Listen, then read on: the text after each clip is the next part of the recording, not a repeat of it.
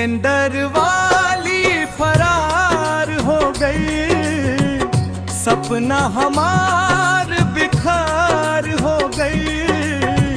अब त गली सुनी लागे हल रोज, जियरा हमार बीमार हो गई।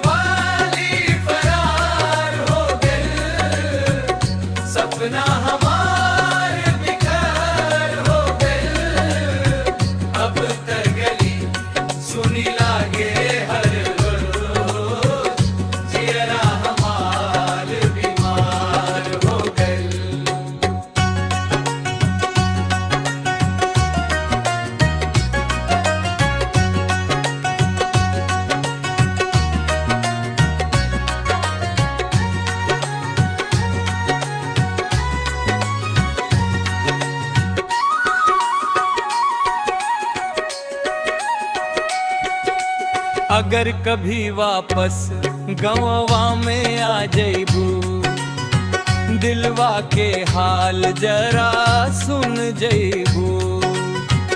आजो तोहरा इंतजार हो रहल बा, तोहरे खातिर दिल बेकरार हो रहल बा।